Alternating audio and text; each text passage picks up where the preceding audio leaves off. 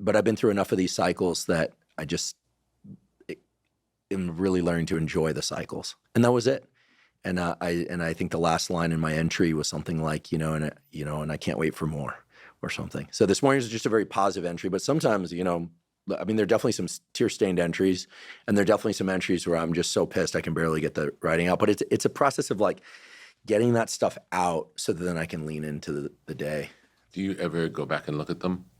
I did the other day because I recorded an episode on a very particular type of journaling that's supported by over 200 peer-reviewed studies, which is called expressive writing.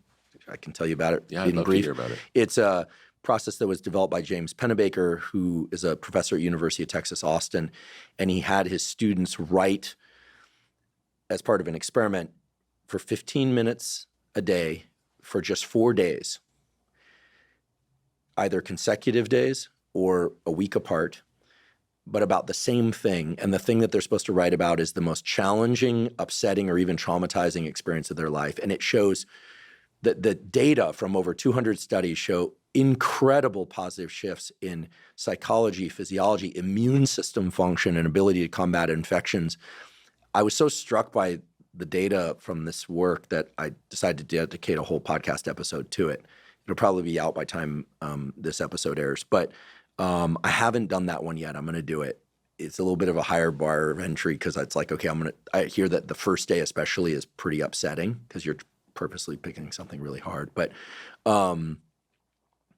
but most of the journaling I do is just kind of diary, like here's what happened, here's what's going on. And my biggest fear is that somebody would find them. But in preparation for that episode about Pennebaker, I went and looked at my journals and was like, well, what do I write about? And I realized they're pretty autobiographical, sometimes about troubling things, but never before had I written 4 times in a row about the exact same thing.